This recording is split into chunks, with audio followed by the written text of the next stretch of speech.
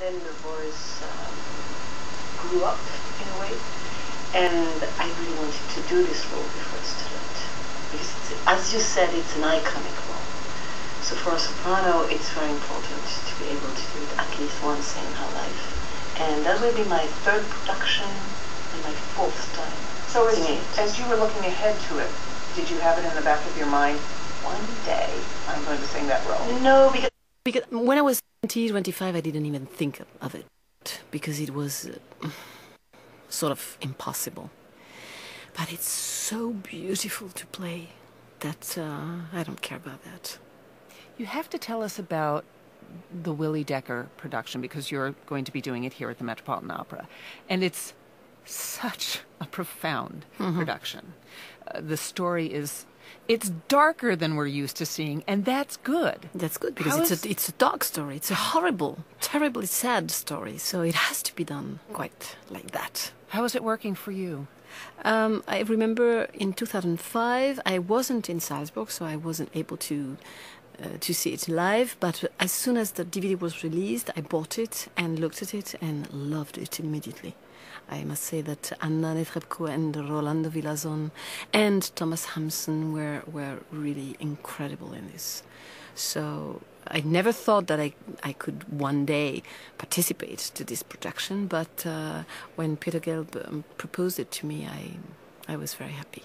And the acts 2 and 3 in entirety, straight through, I mean, that must be such a theatrical move for you. Yes, it's quite hard for the energy, but at the same time, it's easier to play it, because you're in a sort of momentum which never stops. And that's exactly the story. Isn't that funny? It's hard and it's easy at the same time. Yes, yes, yes. Everything is paradoxical in life anyway. Yeah, that's true. Now, as you were saying, it's something that sopranos look at and wish for in their lives, because from my point of view, like an audience point of view, it seems to me the role every soprano would want to play. Have you been hearing this from your soprano community? Yes, it's one of the big roles, because it's so original, and she's a real woman. For once, you know, with my type of voice, I used to sing only young women, young girls, innocent victims, things like that. She is quite different from the roles I used to play. Now, in the Willy Decker production, does it bring out new nuances or colors of the character than you have done in the past? Yeah, it's everything is related to the time going by with the very big clock fast on the stage. With the clock, and also this figure of the Dr. Granville, who is the Dr. Granville, but also a figure of father and a figure of death also, and who is always on stage with her, around her, like telling her, "Come to me, it's time to go," things like that, like a ghost haunting her from the beginning. Have you ever seen Matthew Polenzani playing the role of Alfredo? Yes. Actually, we did it together, not in this production, but we did it together in Japan in the production by Laurent Pellic. He gets so caught up in it. Yes. He's very, very wonderful voice, wonderful musician, and we know each other very well, and we get along very well. Now, no artist seems to enjoy an intensive period of preparation and digging into a character more than you do. Tell us about discovering the role as you've been working here at the Met. At the beginning, I was a little afraid, because I didn't know Willy Decker. So I knew that his work was wonderful, but I didn't know him personally. So I didn't know how he was working with the singers and how demanding he was going to be with me. And actually, I liked it very much from the first moment, because he's very, very demanding, and that's exactly what I like. What kind of things does he ask of you? It's hard to tell.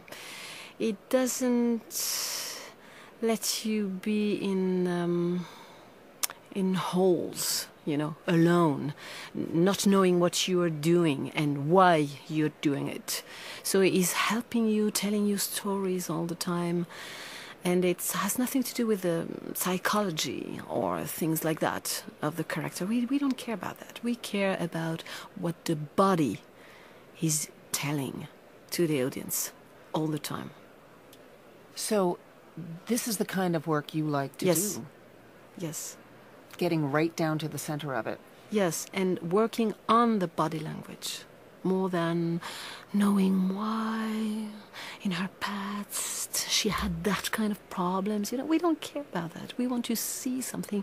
We want to see life on stage. And that comes from the body and the interaction between different bodies on stage. There are certainly moments that everyone knows and loves and waits for. The big aria in the first act, or A forse lui sempre libera, the reading of the letter in the last act, and Addio del passato. And of course that big scene between Violetta and Germont. You are deep inside the music and the drama. What are the other things that you want to illuminate in La Traviata? What do you want to show us that we're not used to That's not embracing? a question for me, actually. That would be a question for Willy. Because I have no conception of the role. I have no idea of the role. I'm depending entirely of the director. So that's why for me it's so important to have a good relationship with him, because he's the one who knows all that kind of things. I don't know anything. I'm just like a material he uses to tell the story the way he likes. In general, that's the way you like to work. Oh, yes. Of course, this material is full of all my experiences, all my life, all my propositions, you know, because as everybody, I am a complex person. So I come with all that and all the past and all the experience. Everything that's come before creates who you are and your reactions. Yes, to and I things. come also with the other productions I've done, for example, even if we don't do the same at all. But I'm rich of that already. You've grown from that. Mm-hmm. Yeah. So that really puts you in the hands of the director. What percentage of directors have been good to work In that with? way, yes. And what have been... I would say I was not very as- lucky. I was Yeah? I was quite lucky, yeah, because people like I don't know, Robert Carson, Andrei Serban, Laurent Pelly, David McVicker, Willy Decker, Jean-François Sivadier.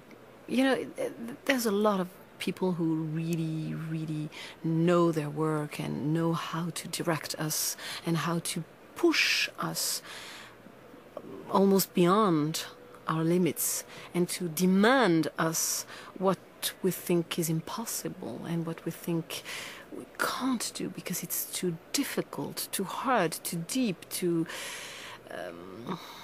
disturbing.